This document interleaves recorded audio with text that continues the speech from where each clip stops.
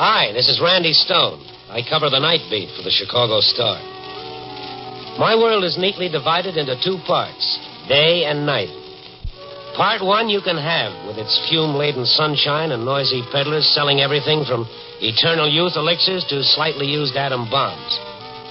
Part two I'll stick with. The neon signs that have just been turned off, the cop trying the door of Sam's We Pay Cash for Everything second-hand store. Yes, I'm happy to commit the merry sunshine hours to sleep. Therefore, my phone ringing at 11 o'clock in the morning can constitute a dissonant, irritating, and annoying sound. No, wrong number. What do you want? This is Billy at the paper. That you, Randy? Yeah, it's me, Randy. Lucky I found you home. Sure. Special delivery letter just came for you. So, who's it from? It doesn't say on the envelope. Well, open it if you haven't already. Well, it's signed Dolly Graham.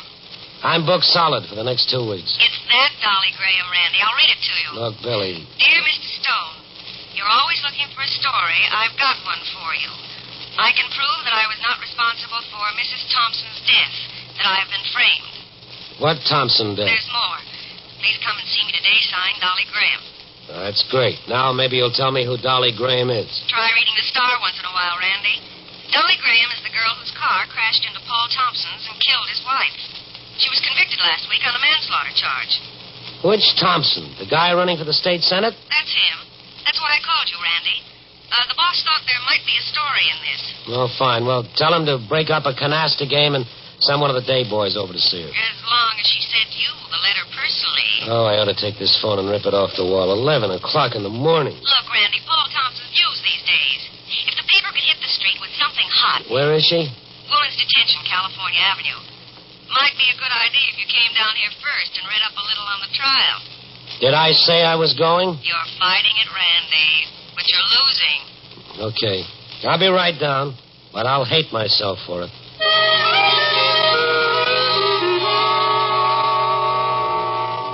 I adjusted my perspective to daytime living, and a couple of hours later I was down at the paper's library reading up on the trial of the People versus Dolly Graham.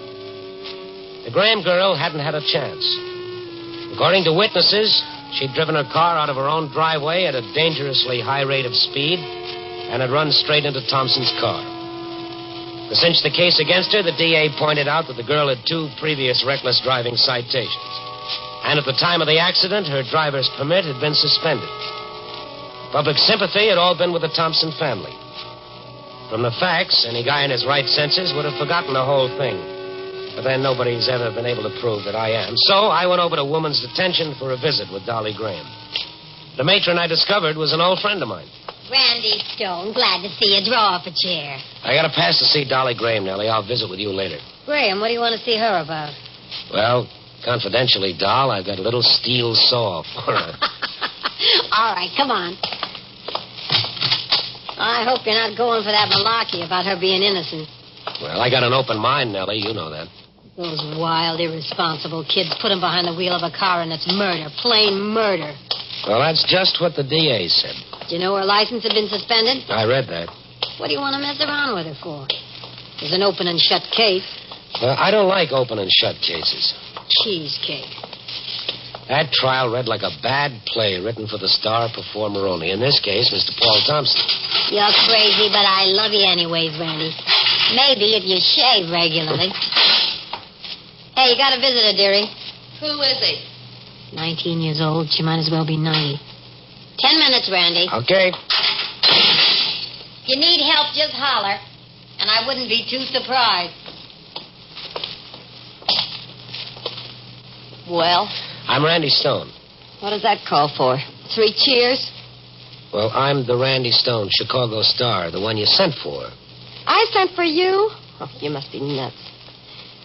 Got a cigarette? Yeah, here. Keep them. Thanks. What are you staring at? You're just a kid. A frightened kid trying to hide it behind a cloud of cigarette smoke. All right, so I'm scared. What do you want? I got this letter from you this morning, special delivery. This was your idea. I didn't write any letter. Let's see it. Here. It's my name, but I didn't write this letter. Well, read it. I am. Make any sense to you? Just this about George Saunders. He was in the car with me when it happened. Not according to the testimony. He beat it before the police got there. I told them about it at the trial, but they didn't believe me. Why'd he run out on you? Broken parole, I think, in Kansas or Wyoming, someplace like that. They tried to make a deal with me. Who did? They told me if I pleaded guilty, to be treated just like any other traffic accident. But I told them, no, it wasn't my fault. So they made it manslaughter. A politician's wife was killed. Well, your record made it a cinch to convict you. Thompson's car crashed into mine, I tell you. Car has always been sort of a mechanical toy to you, hasn't it? Oh, not another lecture coming up. I'm sorry, Dolly. That's the good citizen in me. Keeps coming out every once in a while. Go on. My lawyer told me not to try and buck Paul Thompson. He said Thompson couldn't afford any unfavorable publicity on account of his running for the Senate. So, here I am. I'd like to know who sent this letter. You're wasting your time, Mr. Stone. Well, you keep talking. Well, tell me anything that you can remember. I was waiting for this car to pass. My car was standing still in the driveway. I swear it. Then his car started weaving like he was drunk or something. Next thing I know is the crash. Well, the Thompson car rolled over on its side. You remember that? First thing I saw was her, his wife, lying on the street, dead. I heard someone trying to get out of the other car, so I ran over to see if I could help. And by this time, your boyfriend had disappeared, I take it. Mr. Thompson was helping his daughter out. He said something to her, and she started running down the street. What did he say to her? Heard it, but I don't remember exactly. Well, he testified in court that he told her to go and bring a doctor. Is that what he said? No. There's nothing about a doctor. He told her... What? I'm trying to think. Something about home. The words. Try to think of the exact words. Go on home, I think he said. Go on home, Anne. I'll look after things myself. That's all he said to her. This friend of yours, George Saunders. And Mr. Thompson kind of staggered over to where his wife was, and he fainted. Then the people started coming around. They started shouting at me and blaming me. And Mr. Bell told everybody he'd seen me do it. That's the next-door neighbor? He lied. He told them it was my fault. I don't know why, but he lied. I'll have a talk with him, Dolly. Oh, it's no use. What did the DA call me? An irresponsible, wild-eyed lady of the night? You should have seen the way the jury's eyes lit up when he said that. I knew it was all over then. You haven't told me about Saunders. Where can I find him? He played clarinet at the jazz bar on Higgins Avenue. Know where it is? Yeah. They wanted me to plead guilty to just the accident. Well, I guess I should have. Yeah, there's something screwy about Thompson helping the girl out of the car, but I can't think what it is. Time's up, Randy. Okay. Do you believe me, Mr. Stone? Yeah, I believe you, but what does that mean? Nothing. I'm a notorious screwball about such things.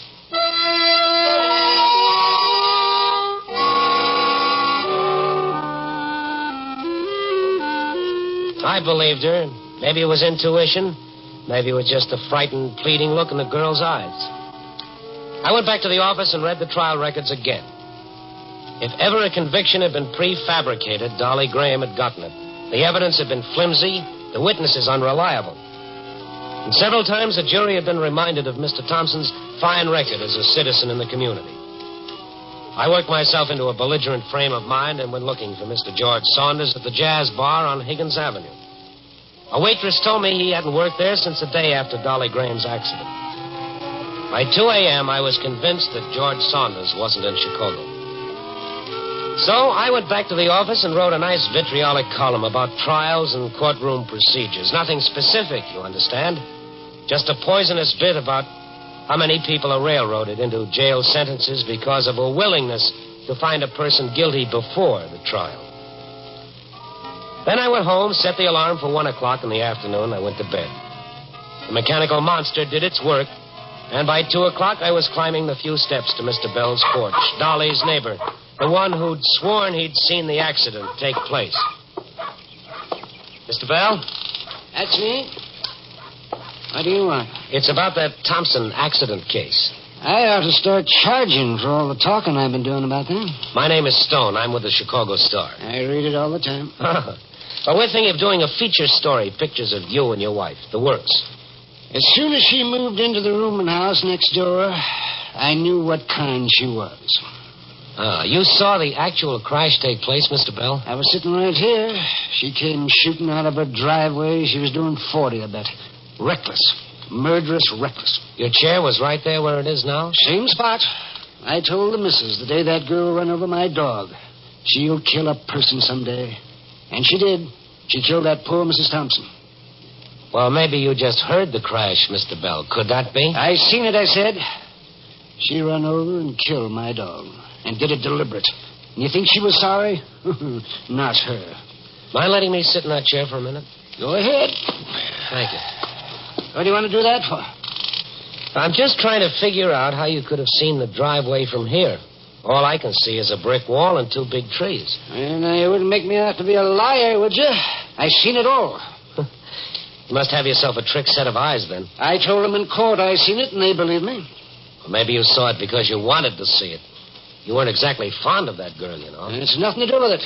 If I hadn't seen it, I'd have said so.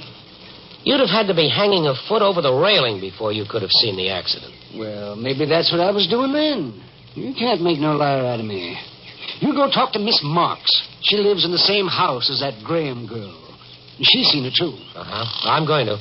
Oh, is it all right if I send somebody around here later to take some pictures? Why, sure thing. And, say, if you're writing something in the paper, don't forget to say that the missus is a fine dressmaker. Ooh, she's one of the best in this section. Well, we'll headline that fact.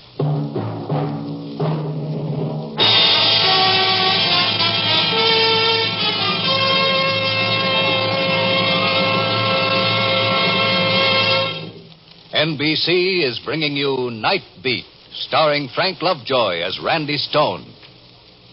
This is a call to service for 50,000 young women.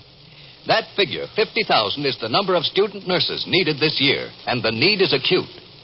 Women trained in the nursing profession are wanted because of increased requirements in serving the armed forces. And there is also a greater demand for nursing services for the civilian population. Hospital admissions throughout the country have increased from 10 million in 1940 to nearly 17 million yearly. It is estimated that 1 out of every 10 girls graduating from America's high schools this year must enter nursing schools if the 50,000 student nurse quota is to be met. Student nurses pursue interesting, vital subjects in well-equipped classrooms and laboratories. After completing their training, they can choose between work with the armed forces, work in hospital service, private duty, research, teaching, public health, or some other interesting field. Now, to qualify as a student nurse, a young woman must be a high school graduate or college student of good health and character. To answer this call, go to your nearest hospital or collegiate school of nursing or talk with your school advisor.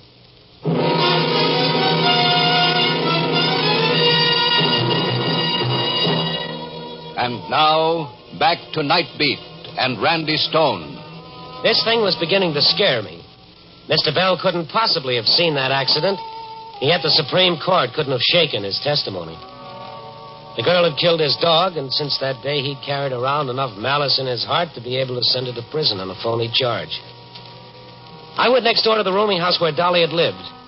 Miss Marks, another one of the witnesses against the Graham girl, lived in one of the upstairs rooms. Yes? I'm a newspaper reporter. I'd like an interview with you. Oh, come on in. I'll turn the radio off. You sit down. Thank you. Care for some wine? Sherry? No, thank you. Sherry's good for you. The other stuff's poison. So I've heard. Makes you feel better if you're ill. And it helps time go quicker. You were talking to Mr. Bell next door about Dolly Graham. I heard you through the window. You know Dolly? She had more boyfriends. No. She's a good-looking girl. Her hair's just like mine was. Mine was natural, though. Did you think it to see me now? I was very pretty, too. Sure, and you're not out of it yet. About the crash. Oh, I'm tired talking about that accident. You heard her leaving her room? Laughing. He was kidding her. Well, in court you said that she came out alone. I said I wasn't sure she was with somebody else. Oh. But you heard a man's voice. Maybe. Oh, there were no long, empty evenings for her. Not like some people have. She used to rib me about it. Said she'd fix me up with a date, stuff like that. It hurt. You were looking out of the window when it happened? Yes. There was nobody in Dolly's car with her? No. She said he ran out on her. I didn't see him. That's a laugh, isn't it? That's hilarious. When it came right down to a pinch, she was alone, too. Even the young, pretty ones are alone. I had a time of it when the reporters and police started coming around. But even that didn't last long. Did you see... Oh, never mind. Oh, I'm not much good to you, am I, mister? Well, thanks anyway.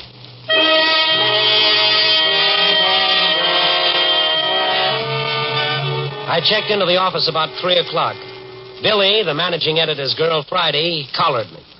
Randy, come into the office for a minute. What's the matter, Billy? You look very unhappy about something. Not me, the managing editor. It's this morning's column of yours. It's directed against Paul Thompson, isn't it? Well, generally speaking, yes. Specifically, no. Well, you know the Star is supporting him in his bid for the Senate. Yeah. If I insinuated the trial left a pretty foul odor behind, it's because I think so. A judge tries her, a jury convicts her, but Stone the Avenger thinks she's been railroaded. Like a rocket-powered express. Thompson's attorney's phone. The ME wants no more of it. Oh, I see. As a matter of fact, Thompson wants to talk to you. Since when is the Star influenced by politicians? Proof's one thing, Randy. Conjecture's another. Give the boss proof and he'll print it. The girl is taking a phony rap. I'm sure of it. All right. All right, get yourself fired. I sent one of the photographers down to take some pictures from the neighbor's house. Those pictures are going to prove the guy was lying. He said he saw the accident. He couldn't have. You're going to need something a lot more conclusive than that before you can make a story out of it, Randy. I know it. I'm working on 2 more angles. First, to find out who wrote this letter. Then to find Dolly's boyfriend, the missing musician. You believe there was a guy with it? Yeah. Let me look at that letter. A friend of mine, Alf Harriman's on the board of the local musicians union. He's trying to trace this Saunders for me. If he phones while I'm out, will you take a message? Mm-hmm. This is a girl's handwriting, Randy. You sure? Pretty sure. Was mailed from Wilmette late last night. It's about 30 miles from here. High-class residential section. I live here, remember? The boss told Mr. Thompson you'd call him as soon as we heard from you. It's late, Billy. He said no matter what time it was, he wants to see you. Well, I'll go see him now. Don't forget, if Harriman phones, take the message. Harriman? The guy from the musicians union about Saunders. Oh. Now, how about Paul Thompson? He lives in the Nelson Apartments on Lakewood Terrace. Good. I'll call you as soon as he's had me bounced out on the street.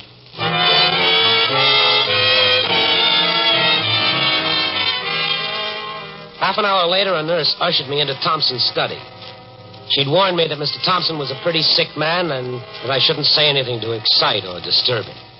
She closed the door behind me. He looked old and tired, and he waved me to a chair near him. I'm sorry I can't rise to receive you. I haven't been very well. I'm sorry to hear that. You left a message. You wanted to see me. Obviously, we had to meet very shortly, so I took the initiative. Yeah, I'm told that you were disturbed about my column in this morning's Star. Both its tone and contents were clearly directed against my family. I was attacking a series of principles, not any individual. Running as I am for the Senate next month, your insinuations must have an adverse effect on my campaign. I have learned that you are conducting a private investigation into the tragic death of my wife. Well, to deny that would be stupid. In the face of such overwhelming evidence as was presented in the court, do you mean to say that further inquiries could serve any useful purpose? Well, that remains to be seen. I'm interested in facts only, Mr. Thompson. I think you can help end my investigation here and now. How? Well, let me talk to your daughter. Is she home? She's in no condition to see anyone. Poor child is on the point of a serious breakdown. She's never recovered from that horrible night. A few words with her, that's all I want. It's impossible. She's not in the city at any rate. Oh, where is she? Mr. Stone, I've wanted nothing so much in my life as I want that seat in the Senate. It's a laudable ambition, sir. I shall let no obstacle stand in my way. In that time, you should get the presidency. I have thought of a solution which might be compatible to both of us. Well, nothing would suit me better. I've long been searching for a young, aggressive man to run my campaign for me. I'm afraid I'm losing you. You are that man, Mr. Stone. Whatever your present salary is, I will double it. Under contract for 3 years. I see. These attacks on my family must stop. I can't fight it, so I'll buy it. You've got this figured out for some high-class journalistic blackmail, haven't you, Mr. Thompson? There must be no more unfavorable publicity on... What's the matter, Mr. Thompson? What is it? Diabetic. Insulin on the table. Do you know how to administer it? No, what can I do? The nurse. Call her quick. Nurse, in here, quick.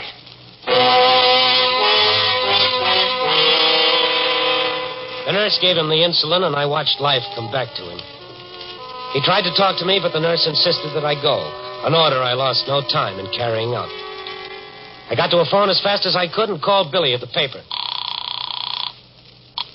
Hello? Billy, I want you to do something for me in a hurry. Wait a minute.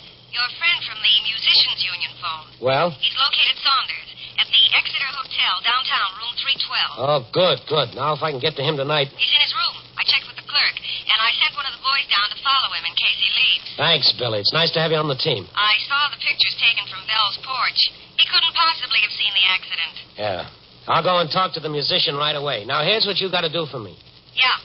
You're down to the Motor Vehicles License Bureau. Get me all the information you can on the Thompson's driver's license. Both the old man's and the girl's. What's on your mind, Randy? I don't know yet. Well, I don't know if they'll give me any information this time of night. I'll give them a spiel about the Public Records Act. That'll work. When'll I see you? As soon as I can bring Saunders back to give us tomorrow's front page story.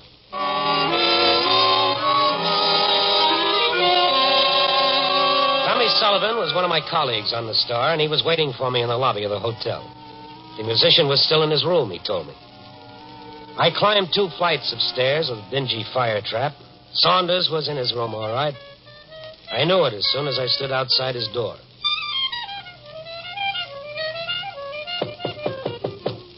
Come on in. Hi. Be with you in a minute. I don't want to let go of this lick.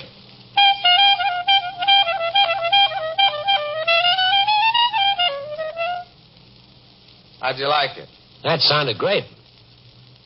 I don't think I know you. What was it you wanted? It's about Dolly Graham. You a policeman? Nope. Oh.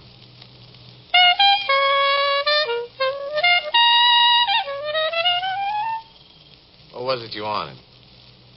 I talked to her yesterday. She said that you were in the car with her when it happened. So that the jury believe that's important, huh? You were with her in the car. Just give me a yes or no. Yeah, I guess I was. And you wouldn't step in and help the girl out? Oh, I thought about it lots of times, but I didn't have the guts. I'm wanted out west. I jump parole, and if they ever get their hands on me, it'd be too bad. Too bad, don't you see? Oh, you're a nice boy. You're coming with me now. I can't. I thought for sure she'd beat the case. We were just sitting there. I said that the guy who's driving, he's drunk. The guy who was driving? Sure. It was a man.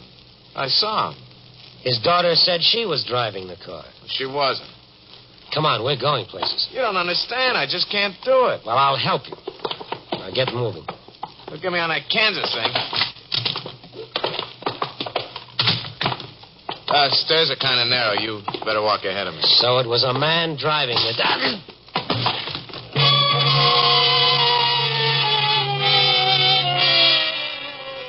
I don't know what he hit me with. If it was a fist, it had been milled by the American Steel Company. I went down and he got away from me. A couple of aspirins and a cab ride later, I was back at the office. What happened to you? The musician hit and ran. He got away. What did you find out about the licenses? Thompson's daughter, Ann. She had a license issued to her, all right, a day after the accident. After the accident? It's beginning to gel. That isn't all. Thompson's own license had been revoked over a year ago for reasons of health. That's all they tell me. How's it look to you, Randy? Thompson was driving. That's why he helped the girl out of the car. He got out first. He knew there'd be no doubt of his criminal responsibility, so he got the girl... Proof. We've got to prove it. Well, I'm pretty sure I know how to get it. I think I know who sent me this letter. Ann Thompson? Yeah. He just couldn't go along with it all the way. The old man knew it, too. That's why he kept her out of town. The letter was postmarked Wilmette. Shouldn't be hard to find her. You going to see her tonight? Let's get busy on it.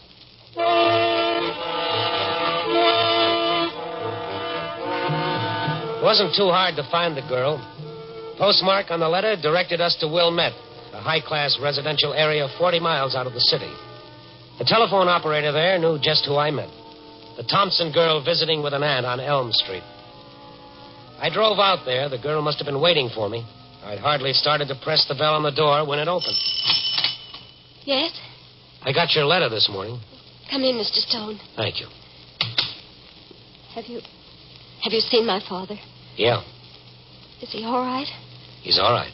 I was hoping you'd come. I couldn't go on hiding a thing like that the rest of my life, could I? No, you couldn't. Dad didn't know Mother was dead. He thought it was just a traffic accident. So he told you to say that you'd been driving. He shouldn't have been driving. The doctor warned him. Do you want me to go back to the city with you? Yes, I think you'd better. The police will want to talk to you, and a lot of other people, too. All right. I felt so bad when I had to tell those lies in court. Yeah, I know. Poor girl standing there, staring at me. I felt like crying. I feel like crying now. Come on, honey. It's a long drive back to town.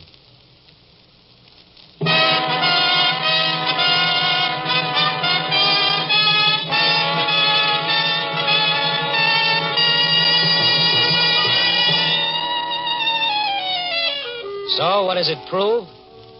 Maybe nothing. But then look at it this way. Dolly Graham almost served a prison term because of a chain of what amounted to perjured testimony. Oh, nothing intentional, mind you. Mr. Bell was too righteous a man to deliberately swear falsely. He just called his shots the way he thought they should be. And the same with the lonely Miss Marks, who substituted bitterness and a small drop of sherry for the truth and nothing but the truth. And Mr. Thompson, who couldn't possibly lose the Senate race. See how some of the facts became confused in their minds? Because first they were confused in their hearts. And that's the truth of the matter. And those are the facts. Yep, by golly, honest Injun and sure thing.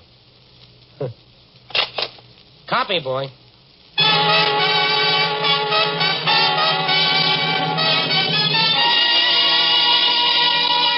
Nightbeat, starring Frank Lovejoy, is produced and directed by Warren Lewis. Tonight's transcribed story was written by Lewis and Russoff, with music by Robert Armbruster. Featured in tonight's cast were Jeanette Nolan, Howard McNear, Bill Conrad, Paul Freese, Charlotte Lawrence, and Betty Moran. Listen next week at this time and every week as Randy Stone searches through the city for the strange stories waiting for him in the darkness. 3 chimes mean good times on NBC. Tomorrow evening, there's a favorite program for every taste on NBC. Western fans will want to hear the Roy Rogers Show, while music lovers will find enjoyable listening on the Mario Lanza Show. And to tickle your funny bone tomorrow, hear Bob and Ray, this year's winners of the Peabody Award, radio's highest honor. Yes, Friday brings entertainment for everyone with Bob and Ray, Mario Lanza, and Roy Rogers.